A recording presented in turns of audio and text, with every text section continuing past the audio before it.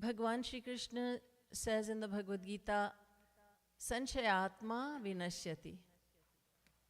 Doubts in the mind ultimately lead to downfall. So we cannot succeed spiritually if we have doubts. In fact, even in the world, we cannot survive if we have doubts. So in the spiritual field, we need clarification. This is why today, on Sunday, and every Sunday for this month, there will be a Q&A session. So I leave it up to you now. If you have a question, would you kindly raise your hand? And a mic will be given to you.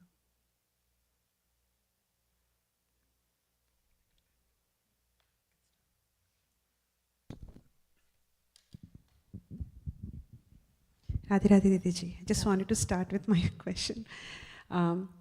So a lot of times I feel like mind tend to judge people. A lot of times I expect something from someone, and if it is not, it doesn't happen according to my wish or my expectation, starts judging. And I have heard a lot of times Maharaj has said, uske andar bhi Bhagwan hai, don't judge. So how to practice, what to think so that I don't judge? Exactly what you just said, Maharaj's words, Sabke andar Bhagwan hai. Everyone has God within them. So God resides within the heart of every living being. And so we must think about that. We must practice thinking that. To have, this will create a deep respect for the other person. And we must remember there's always two sides to the story. When we judge without knowing the other person's reality. I will give you an example.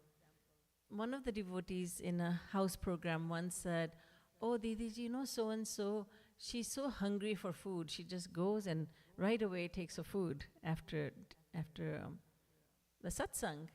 And I said, she's severely diabetic. She has to eat at that time. So there's a little example, a very small example of how we can be judgmental without knowing the other person's story. We don't know their reality. We don't know their challenges. We don't know where they're coming from. We are not all-knowing. We don't know anything. We don't even know our own emotions. At times, we don't know why we are doing what we are doing. So keeping all this in mind, and also keeping in mind humility which is very dear to God, and we want God's grace. So keeping all this in mind, there's God in this person, and I don't know this person's story. I just see what this person is doing or saying, but I don't know the backstory. I don't know their intention. And so I'm not all-knowing. I should not be judgmental. And also we must think, I would not like this person to judge me. So do unto others as you would have others do unto you. Keeping that in mind, it's a very powerful thing, that I would not want others to judge me, so why am I judging others? No doubt, judging others, it brings delight to the mind. Of course it does. We become delighted when we are judgmental, because we start thinking, this one is not as good as I am. And I am better than this person. And so the mind does delight in it, but we must think about the aim of our life, and then we must think, no, this is not good for my spiritual progress. This is a hindrance, so I will not judge. And by stopping ourselves again and again, by interrupting our own train of thought, we will gain success, definitely. Because when we make the effort to do the right thing spiritually, then God and Guru help us tremendously. I have said this many times, and you've heard me say this, and you've heard it from other sources. Jo tu dhave ek pag to main dhaun saath. Bhagwan says that if we walk one step, if we take one tiny step towards him, he will come running to us 60 steps to meet us. So we must keep that in mind too. So let me make this effort, because God and Guru are with me, and they're going to help me. And I have this path that I'm walking on, and I want to go to my destination, my ultimate destination. I want to go there very soon. Life is short, and I have a long way to cover, long path to traverse. So let me be careful And the time to correct ourselves is the time when we are actually doing the wrong thing. Right then and there, we must interrupt ourselves. We must interrupt the mind. No, this is the wrong direction. Come away from there. Get away from there. And right away, we must start thinking about a virtue of that person. Because no person is completely bad, just as no person is completely good. Everybody's got good and bad in them. So when we are being judgmental, we are just looking at what we perceive to be a fault. So we must train our mind to think of the virtues of that person, the good points, good qualities of that person, and eventually the mind will come away. The mind will not go there. It's just a matter of practice. Welcome.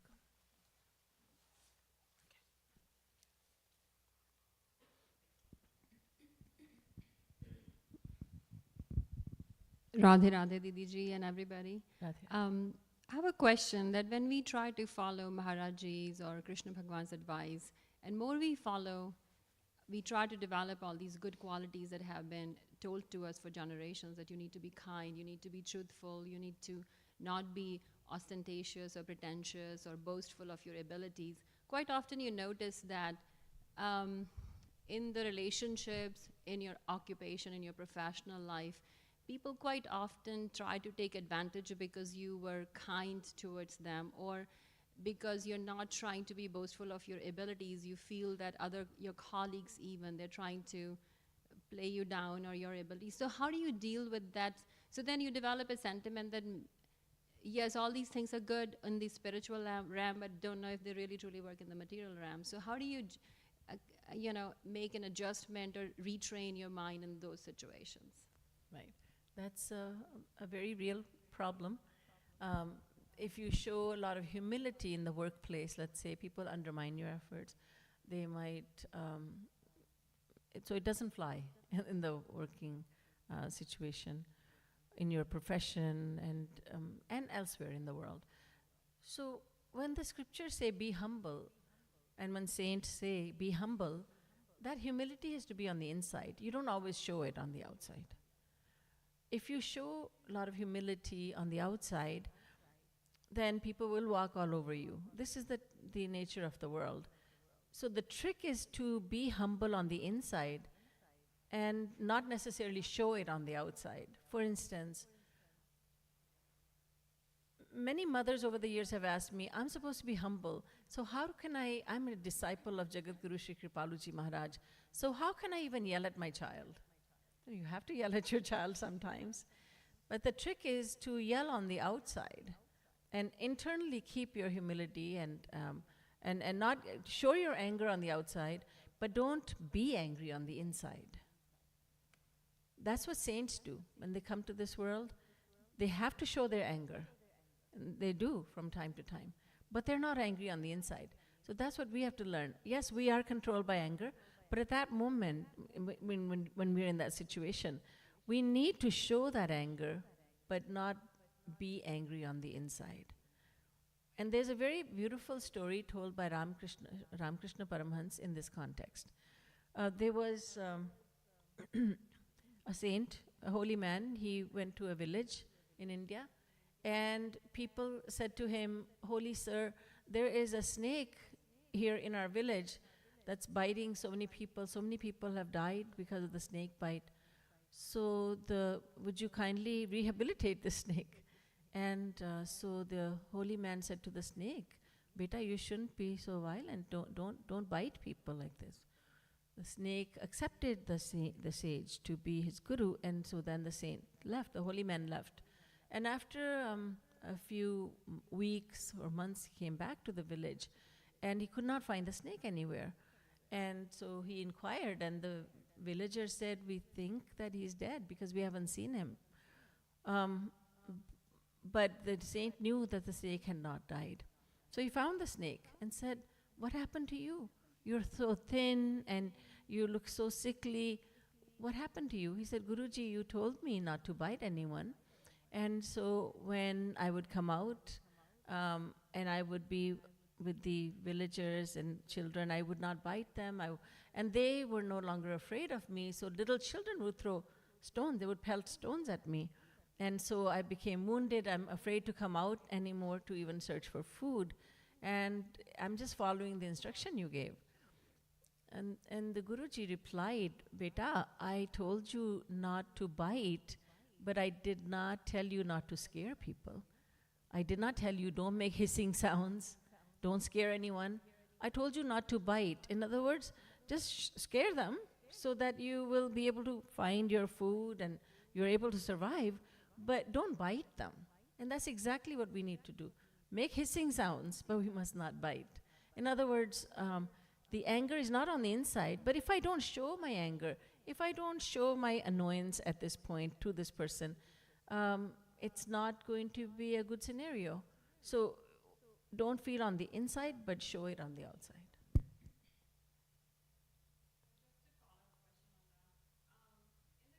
And how can one explain their abilities or capabilities without coming or without feeling abhiman from inside and without sounding?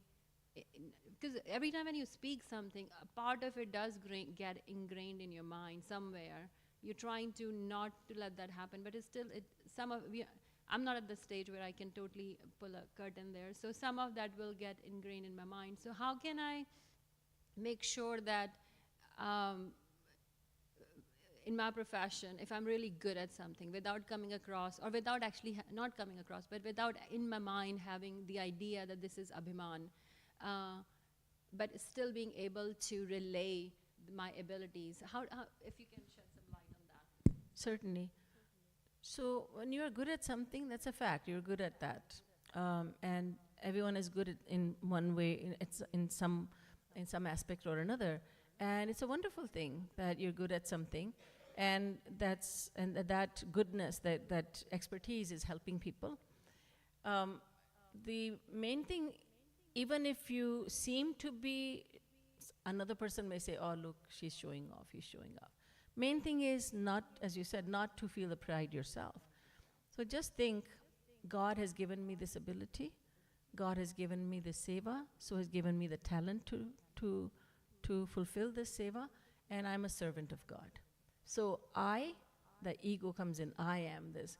I am a servant of God, He's given me this seva. And when we think of God and I am His servant, He's my master, He's my Lord, and I'm just doing His bidding, then ego cannot stand there. Ego is defeated then.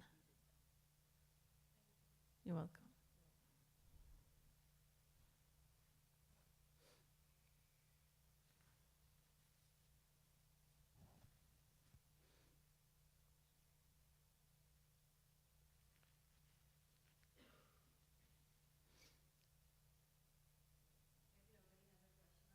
Yes, go ahead. Not very intelligent question, but I think I need to know the answer. So when I'm talking about our religion and our spirituality to people outside of our religion and spirituality, I can explain the answer to that. And majority of you may know the answer, but I don't. So I have this question. So before humans were born on this planet, there were many other jeev jantu, many other kinds of animals. When they died, they did not have the right to do karma. So what happened to them? Is there anything in our scriptures described about them? The humans have always been here, just as the other there are 8.4 million different types of life forms, 84 lakh. So it's not that humans were not here and other creatures were here. Humans have been here eternally, just as other creatures have been here eternally. So there was never a time when humans did not inhabit planet Earth.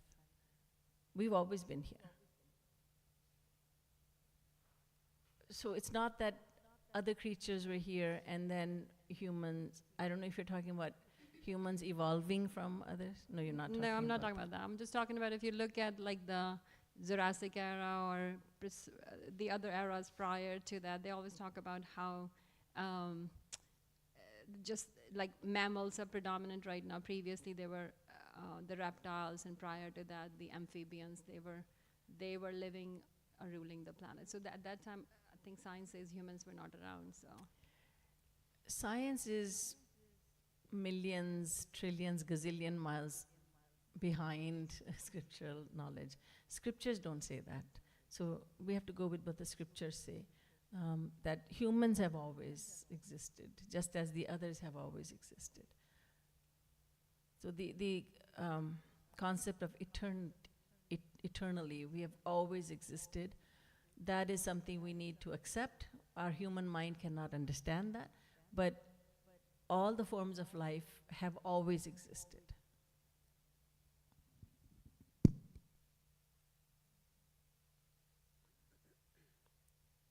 So if you have a question, please raise your hand.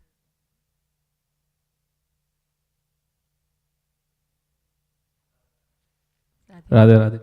Sorry.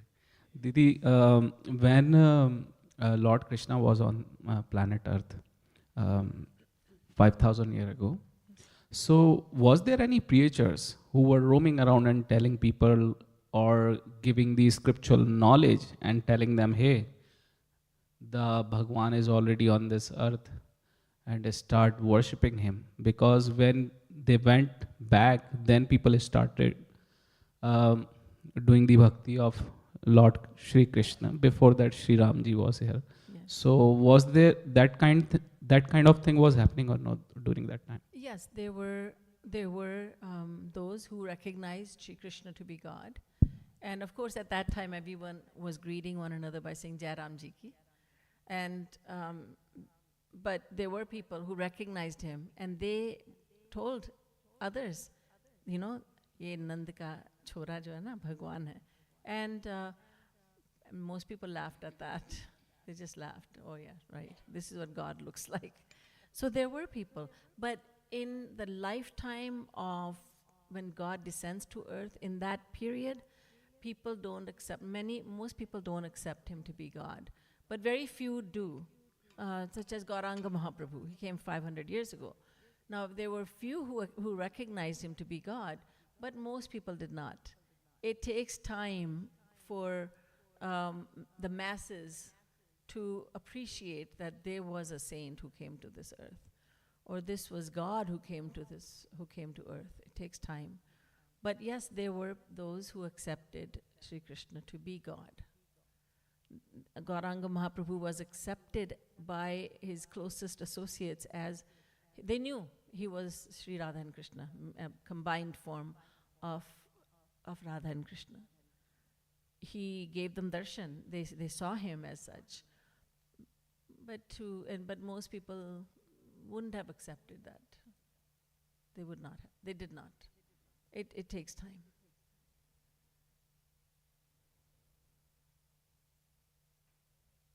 Radha. Didi, there is one more question. Nowadays, people started doing, lot of people does meditation, they focus on something. Yes. And people calling it as Dhyan Marg. So what is it like? Is it Bhakti Marg only, or why people started calling? Is there any mention in scriptures or something? There's only Karm, Dharm Marg, Gyan Marg, Yog Marg, Bhakti Marg. And Gyan and Yoga are always grouped together, really. They're so similar. So there's basically three paths. Karm, Dharm, Karma Marg, path of Karm, Gyan and Bhakti. So every so often, someone will start to say, okay, there's another path. But no, there's no path. That's just meditation. I feel that what you're talking about, what I have heard from others, is just meditation on the breath, or meditation on a flame of a candle, or meditation on the third eye, or some object. It's a very old practice, and just a new name is given, but it's the same thing. Absolutely same. It's not Bhakti Marg. Bhakti Marg is Bhakti Marg. So there's no, unless it's meditation on Shri Krishna, on his divine form, it's not that. I think Rajiv, question?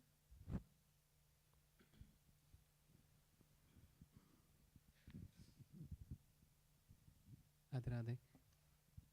Radhe Radhe. So, while listening to Leelas, right, and being a little engineering mind, some things like strike at the time, like the figure of 9 lakh cows, right? So is that also a divine thing, or was it like material thing? Because when you think about like engineering, that okay, the logistics of managing 9 lakh cows to even get them out of the to go into forest to feed, it will take the whole day, maybe even more, to even get them out. So you're referring to Nand and Yashoda having 900,000 cows. Yeah, It was real. They had 900,000 cows. But remember, they had that much wealth. And wealth, they had, the floor of their palatial home was studded with gems and diamonds. So they had serious wealth. And they had, therefore, that many servants too. Remember, they would have servants as well. Of course, Yashoda would still do the work herself for her Lala. But yes, they had 900,000 cows. It's like somebody having $900,000. It's not impossible to understand that they have about $1 million. So wealth is measured in terms of cows and cattle. So they would have had the arrangement to take care of these cows. I mean, Lord Krishna in Dwarika, he was donating 84,000, little over 84,000 cows every day. That's so difficult to 84,000 cows on a daily basis. Yes, he was giving them. So on Gopashtami, cow dan, godan is always encouraged. And Lord Krishna gave so many cows every single day, not just on the day of Gopashtami, which just passed a few days ago. So it was real. It's not figurative. It is literal. Literally, they had 900,000 cows. Yes, wow. Yes, absolutely. yes, it's like same thing with the, like in Ramyan, I think they were like somewhere like the commanders under Shri Ram were like, how many were there? Like, I think trillions, something like that. It's, Right? everything, and you have to keep in mind that part of that is God's Leela. Look at Pushpak Viman. Okay, how can you have an aerial vehicle that can accommodate uncountable people? How is that possible? Uncountable? And it's not it's not figuratively, oh, uncountable. Yeah, but that means 2,000. No. Uncountable people can be. So first of all, we are dealing with, in that case, we're dealing with God who is able to do anything and everything. So everything is going to be beyond the reach of our intellect. So those are things that we cannot understand. How can we understand? We cannot even think about people being taller than trees. There was a time when people lived for hundreds of years, and then earlier they lived for thousands of years. And that's how it was. There was so things change, and size of humans and the ability, Bhimsen having the strength equaling the strength of 10,000 elephants. 10,000 elephants, oh my goodness. That's how it was.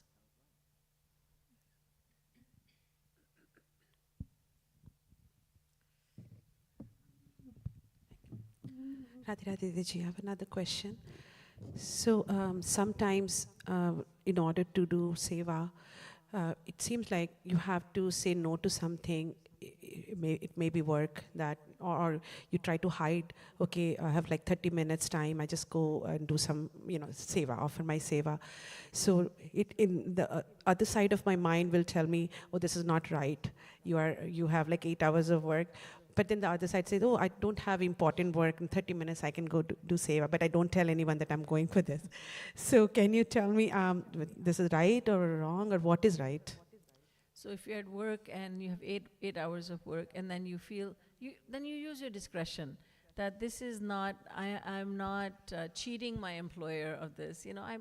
I'm a hard worker, and I have this 30 minutes, I can do seva in that time. So use your discretion. Absolutely. Let's say somebody feels like doing seva, and then they start goofing off at the job, and they're not doing their job, but they're just doing seva, and then they lose their job. There's no point in doing that, and it's cheating the employer too, which is not good. But use your discretion, and being an intelligent person and being someone who's a hard worker, that this is not going to jeopardize my job, and I'm not really cheating my employer, and I can do seva, so go ahead and do that. Yes. Nishtha. Radhe Radhe Didi Ji. Radhe Radhe. In our religion, we believe that if somebody's sick, a lot of people believe in chanting Mahamrityunjay Path. In other religion, they would say, I'll pray for your welfare, I'll pray for the person who's in hospital, whatever. Does that really work? The prayers that you try to send for other people, does it have any effect? It helps the person who's praying. It makes them feel like I'm doing something, because we feel helpless. When someone, even a stranger, even a casual acquaintance is suffering, our heart goes out to them and we wish you could do something. And so we feel, okay, a lot of people who do that, they feel, at least I can pray, I'm doing something. If it's not helping, it's not harming, I feel like I'm doing something. But in fact, it doesn't help, because if that person is meant to live, he will live. If that person is meant to die, he will die. There are people who you would think they're at death's door and then they live for 15 years after that. And the caretaker, who seems so strong, that caretaker dies. So you never know.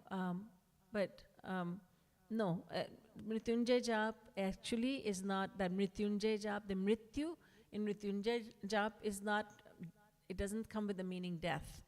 It doesn't carry the meaning death. It means Maya. So actually it's a prayer to Bhagwan Shankar. Release me from the binding ties of Maya. It's not, it doesn't mean, may death not come to my loved one or my friend or my neighbor. It doesn't mean that at all. So the wise ones will not have Mrityunjay Jap done because it does not make sense. And praying for others doesn't work. We all have to pray for ourselves. And that too, in devotion, the main principle of devotion is that you don't ask for anything. Because God is always merciful. Sometimes He's being merciful by giving us life, and sometimes by giving death. Sometimes by giving us good health, He's being merciful, and sometimes by giving us ill health. So He is merciful in every scenario. He is being merciful. We may not recognize it. But yes, at the very least, even if somebody says, I want to pray for you, there's no such thing as praying for someone else. It just means, people say it to me all the time, would you kindly pray for my wife or my son? And I always say, my best wishes are with you or with your loved one. And that comes from the heart. But I know I cannot fool anyone by saying, I will pray, because that's not the philosophy I follow, and I know that does not bear any, there's no benefit in that. You pray to God at all times, but not force someone to be healed or to be protected from death. So it doesn't work anyway. Thank you, Didi Ji. And just from the same topic, as you just said, being helpless, how do you overcome the helpless emotions, feelings that you have? You expect things from other people, and they don't turn out the way you wanted, and you feel helpless because you want that thing to be done that way, but it's not happening. What do you do in that situation? Right. So just to start with, we should not have expectations. We have to train our mind. I will do my duty, but I will not have any expectations. You as a mother, you will say, I will guide my children in the right direction, and I will do my best, but I will have no expectations. That doesn't mean I don't want them to succeed, I don't want them to do really well in life. It's just that no matter how many efforts you may make, doesn't matter how many efforts parents may make, or even the child may make, destiny also comes in. So there's that factor of destiny as well. And so if we have no expectations, then that is the best way to be. Asha hi paramam dukkham. Our scriptures say, when you have expectations, that is the root cause of misery. And nairashyam hi param sukham. And if you have no expectations, then you are really happy. You're not going to be disappointed because you didn't have any expectations. So many people, especially as they get older, they lament the fact that their children are not serving them, I did so much for you, and I sacrificed my life for you, and how could you say this to me? How could you do this to me? And there is a lot of grief, a lot of regret, a lot of sorrow, and it shows on the face, and it shows from their words, and it seems like they have never laughed in life. They've forgotten to laugh because it's just life is so horrible. My son is not serving me, and he didn't bring the wife, my daughter-in-law is not good. Everything's happening contrary to my expectations. And so they feel that people have let them down, their children have let them down, and other people have let them down. They don't realize that they are at fault, that they had so many expectations. But why? We should not have. So the very first thing to do is not have expectations. There's a little humorous anecdote about this. There was a couple, husband and wife, they were fighting. They were arguing, they were talking first. The conversation turned into an argument, then a full-blown fight. So they were saying, no, our son is going to be a doctor, one of them said. The other said, no, our son is going to be an engineer. No, he's going to be a doctor. No, he's going to be an engineer. No, he's going to be a doctor. So the volume of their voices went up as well. There was a passerby, and he said, excuse me, I don't mean to pry, but I could hear you. A lot of people can hear you discussing this and arguing about this. So why don't you ask your son what he wants to be? And they looked at him. They said, we don't have any children. What are you fighting about? When we do have a child, and it will be a son, and I want him to be a doctor. No, I want him to be an engineer. So that's how many expectations we have. And those expectations bring a lot of grief, a lot of sorrow to us, because our heart is broken time and time again. Shri Maharaj used to say, I wonder how people are even able to live. They're living because there's so many sorrows. And those sorrows in life, they come about because of our own expectations. And Maharaj used to give the example of Bhagwan, Lord Krishna. Look at, God, he has uncountable children. And most of them don't even think about him. They have nothing to do with him. And he's always smiling. And you may have 2, 3, 4 at the most kids. And yet you're always crying. Oh, boo-hoo, this happened. My kid didn't do this.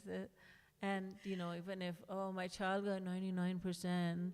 What? Yeah, but I expected him to get 100. And I sacrificed so much time. I worked with him. And so many expectations. And it's, so we must not have those expectations. Just as Shri Krishna says, karmanyevadhikaraste ma phaleshu kadachana. You have a right to perform your duty, but you don't have the right to expect that the results, that this is exactly what will happen. We don't know what will happen. So, thank you, Didi Ji. Welcome. On a second note, if anybody has a question, how to... I don't know how to put it together because my son is also listening. So I don't know how to handle the situation when the teenagers make a very smart comments and you have nothing to say about it, even though there's a lot of things that I would want to say, but at that moment you just keep quiet. But then I don't want them, my son to take it in that way that, I can just walk over my mom. But Yes. So how do I handle that situation? Right. When kids get to a certain age, those comments start flying, yes. There is no one who has written just the perfect book on parenting. But from my experience of, counseling people and watching others, I just had a phone call this a little while ago from a mother who was devastated because of what her child said. So it becomes very devastating, and you wish, what are you going to do? How are you going to answer that? So I believe that not at that moment, maybe, that may not be the right time, but in a more peaceful time, sitting the child down and saying, I felt that this was wrong, and how do you feel about this? And having a conversation rather than yelling, and then, but making the child feel accountable that this was not right. This is not how we talk to our parents. This is not the right way of doing things. Again, I'm not an expert either, but I would say that it would be the best thing to do. Maybe an effective method would be to have a conversation in which you ask the child to be a part of the solution, and not just say, you did this. And I know you don't do that, but you did this. This is wrong. I mean, that also, of course, you're teaching your children. Parents teach their children what is right and what is wrong. But what are you going to do about the society we're living in? And what are you going to do about the peer pressure? That's always there. And so... There are times that I might have got really, really mad, angry, and then I do feel bad after that, but what's done, it's done, and I always think that maybe next time I'll do it better, but then the whole situation goes out of control, and same thing, I lose my temper, and I just don't know, how do I work with this, because I don't want to lose my temper, Right. I don't want to create that environment of negativity, but it just comes. I would say, you know what? Put Lord Krishna right there, that he's saying, and he's giving you a hug at that time. He's embracing you. It's okay, it's all right. Don't worry, don't get angry right now, because that's not the solution. And the best thing, when we say anything out of anger, it's just not the right thing. It's not the right time to say something. But I think in teaching the child, giving the child, as I said, a say in the situation. We had, quite a while ago here in Yugal Kunj, we had parenting classes. I thought they really helped. Unfortunately, most of the parents in our society didn't think they needed. And I begged to differ. I said, you all need them. We had very few parents, so I sat in the classes too. It was wonderful. It was so good. How they made up these scenarios. What should you say to your child at that point? And I've always thought we should have them again. They were really helpful, very helpful. Yes, but I think, just overall, anything that you may say out of anger is not going to serve the purpose. So at that moment, just think, Shri Maharaj is right in front of you, and he's giving a tight hug, Lord Krishna, whatever you want, Radha Rani, take your pick. And they're just saying, Nishtha. That's not just Nishtha's question, it's everybody's question, isn't it? So just whoever it is, just do, at that time you have won then. You have won. This is also, look at it as a test from God. In that Shri Krishna is testing you, your Guru is testing you. I'm going to succeed. Because unless these scenarios come up, we're not being tested, are we?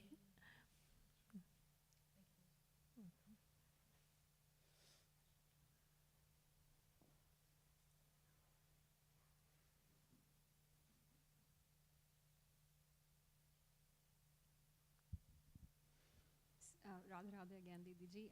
So it's about how our mind should be thinking. So Nishtha asked a very good question, and you can apply the same knowledge in other scenarios as well. And you answered my first question, which was also about the similar scenario, that how to have a certain kind of mindset. So this question that I have is in the same line, same stream, that Shri Maharaj Ji said, Prabhu Vyapak Sarvatra Samana.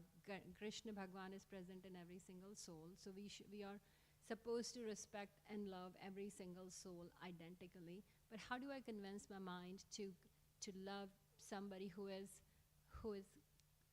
less, to give you like a worldly example, like Narendra Modi and Osama bin Laden. I mean, how do you have two different personalities with, so how do you explain that to your mind? I don't think it's a matter of loving everyone equally, but just say that there's God in everyone. And that would be enough. There's God in this person. And yet, I am not going to dwell on this.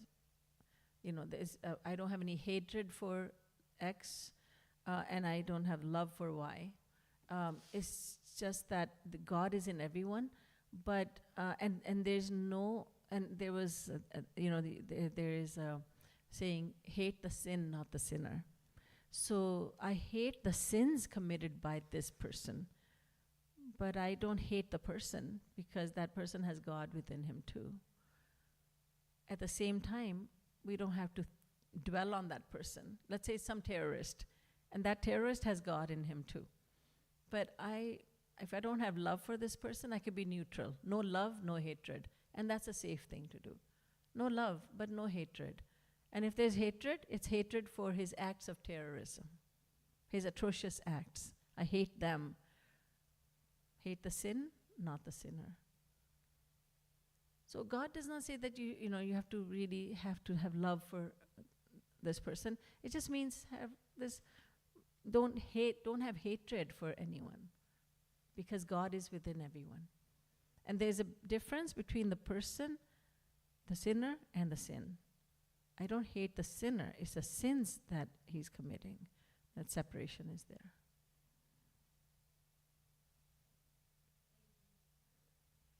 I think maybe I did not answer that question. Or is there a follow-up?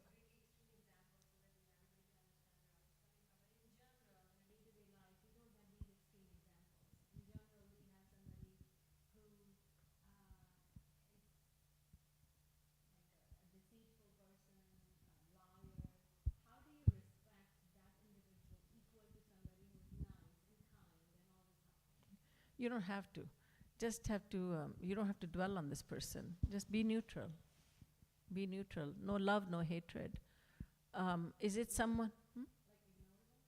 Definitely, yes. You just have, unless they cannot be ignored, unless they're such an intricate part of your life, then it's difficult. But yeah, even then, do your best to ignore that person. But so you can have respect for the person. In Hindi, we say dur se namaskar. So keep your distance from this person, but still respect the person. हम दूर रहते हैं उनसे, हम पास नहीं जाते क्योंकि हमारी हानि हो जाएगी, but दूर से भी नमस्कार करेंगे क्योंकि आपके अंदर भगवान बैठे हैं. That's a very healthy way to think. That I respect that you have God in you, but I'll keep my distance because going near you doesn't do me any good. Let's say there is some person and they're going near them, interacting with them, always ends up bad. It's always going to end up bad, no matter what. So why interact with them? There was a young devotee, and he said to me, I'm renting my house from someone, and she always says, why do you go to this satsang? Why don't you come to this satsang? And she bothers me so much, and she's older, so I'm polite, and I can't tell her off. What should I do? I said, just move. Move to another house. You don't have to stay there. Somebody who's after you to join her satsang, and you say, it's all good, but I would rather go to this satsang, and she's saying other things. So just easiest thing to do is just move away from there. So sometimes just move away, don't have close interaction with them, because you know it's not going to end up. Unless we are really spiritually evolved, it is going to harm us, and it will bother us. And so if they can be avoided, that's the best thing. Welcome.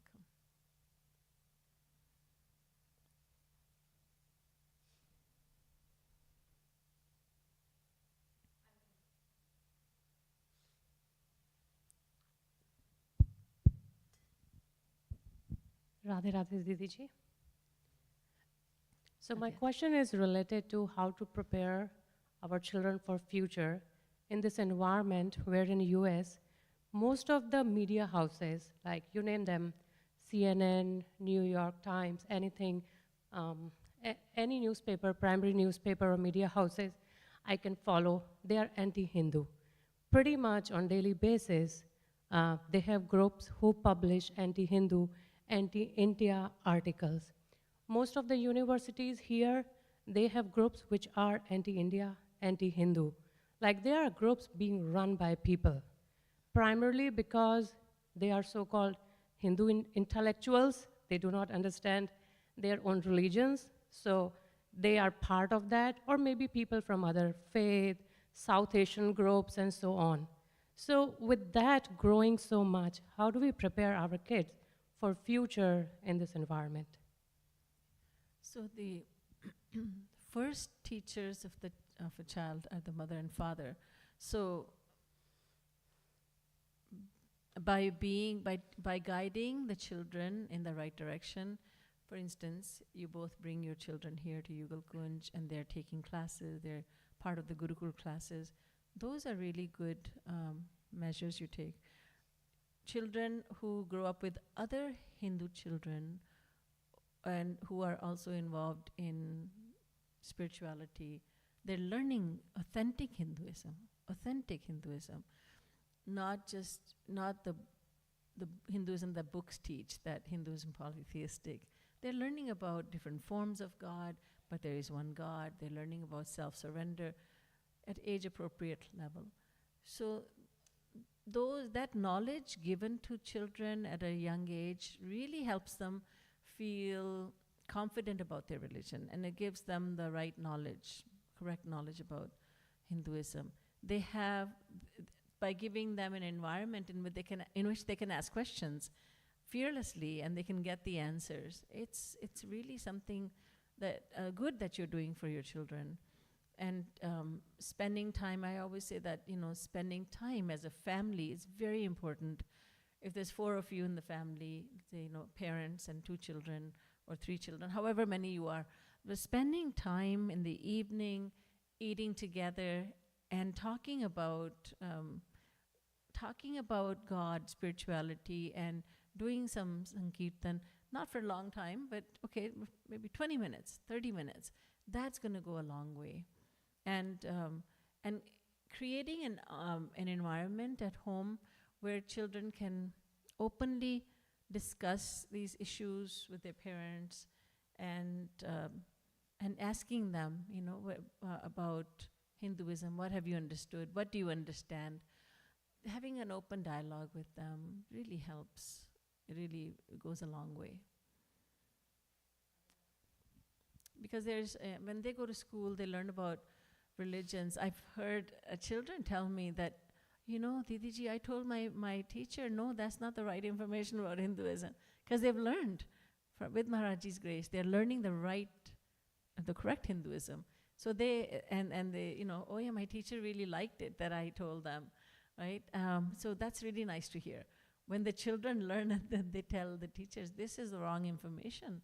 These are the children that will rectify the knowledge, that will go to whatever lengths they need to go to get those textbooks thrown out about Hinduism and write new books, giving the right information.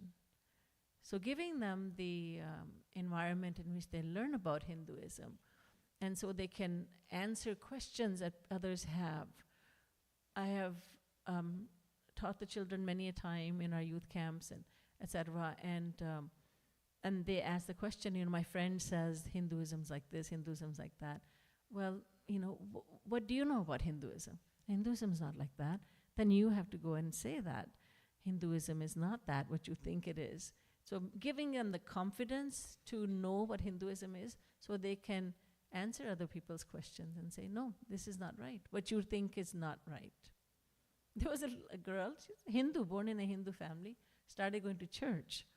And because there's a big, pull that, let's bring more people into our faith because God would be pleased with that. And so she started, she told me one day, with tears in her eyes, she goes, you're going to hell. I said, excuse me? And she was so confident that because I was not a Christian, I was going to go to hell. And I had to set her straight, like, where are you learning this from? My church, she said. So giving them the right information about Hinduism and getting them involved in spirituality and devotion and the culture. And you're doing that, which is a great thing. And having an open dialogue with them and spending time as a family where you're talking about this and say, this is what you're going to read. This is what you're going to hear from others. This is what's going on in the world. People don't understand Hinduism because it's not only an ancient, it's a timeless religion. And there's a lot of confusion about it because it's such a great religion. And God does not have a form, but God does have a form. God has this form, but also this form, and also this form. So one of the first things that children get asked is, you guys have a lot of gods. You have a monkey god, you have this god, and you worship cows. And then already giving them the answers to these questions, because they're going to be facing these questions from their classmates, especially if the classmate is a Christian. Then they're going to have the zeal. I want to turn you into a Christian, no matter what it takes. And I have heard that too. My best friend always tries to turn me into a Christian. So already knowing what they're going to face, just give them the power of knowledge about Hinduism. They'll be fine. On that note, Didi Ji, recently, because I watch so many YouTube videos normally with the lectures of saints and others, I just came to know recently that now there is a Christian yoga. So now there is a claim that yoga has been eternally part of that faith, and there is a new yoga. So I ended up explaining that is, gently, that yoga has been part of Indian culture and so on. Yes.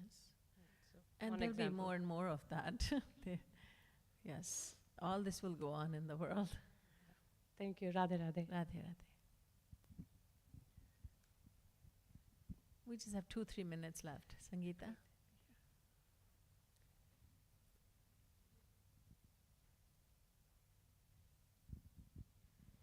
Radhe Radhe Didi Ji. Radhe Radhe.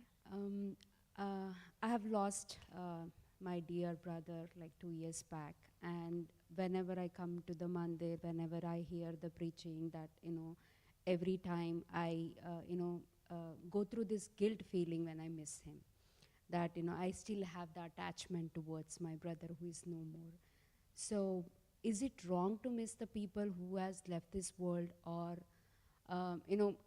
missing is like not thinking that he's no more, thinking about that, okay, he's in a good place right now. But even then, I go through the guilt feeling of, I have an attachment towards somebody who has left. So, maybe thousands of people go through this of leaving the attachment towards somebody who we have loved so much. So how can we get over that?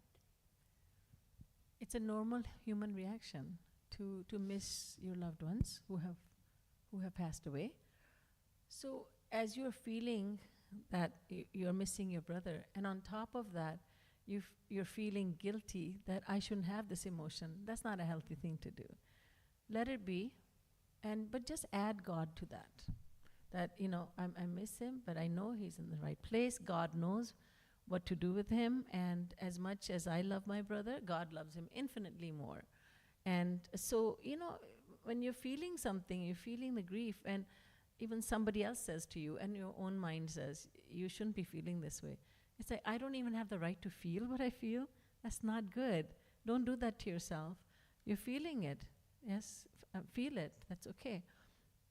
But as I said, add God into that. God, he's with God. God knows what he's doing. God loves him infinitely more than I could ever love him. So he's in the right place. I always like to think that, God has him in the palm of his hands. God loves him. You can visualize God embracing your brother. And that will bring you I'm sure that brings you a lot of peace when you think that way. It's like, thinking about him, and, that makes me feel that, okay, maybe I'm not leaving the attachment with the world. So that is what makes me feel more guilty, that, okay, I need to do something so that the attachment reduces. But again, like, because you have lost, you remember, that loop goes on with me. So, So to get rid of to become detached from the world and your world, what you need to do is devotion. So I would not say that you should focus on being detached. I would say focus on attachment to God and Guru. And detachment will naturally follow suit. Shri Maharaj Ji never talked much about, he did not talk much about detachment. He always says, Roop dhyan karo, Bhagwan ka dhyan karo, pyar karo, unki seva karo. So by doing that, automatically the mind becomes detached from the world. So do that, but let go of the guilty feelings. They don't serve any purpose. They do not serve a purpose. Just be happy-go-lucky and be happy. Think about your great fortune that has brought you to this life, and the family you were born in, the family you have right now, the spiritual family you have, your guru who has come into your life, such great fortunes that have come your way. Be happy about all those good fortunes. Don't feel guilt, and this detachment will come when there's more and more, as you become more and more attached to God and your guru, you'll become more and more naturally detached from the world, and that those feelings will change. You will always have your brother in your heart, but there'll be no guilt. There will only, as he's a child of God, and he is in the best hands. Welcome. Right. Let's conclude this session. We will have once again next Sunday. Boliye Ladli Lal ki Jai. Srimad Sadguru Sarkar ki Jai. Siyavar Ramchandra ki Jai. Shri Kripalu Dham ki Jai. Shri Yugal Kunj ki Jai. Jai Jai Shri Radhe. Jai Jai Shri Radhe. Jai Jai Shri Radhe.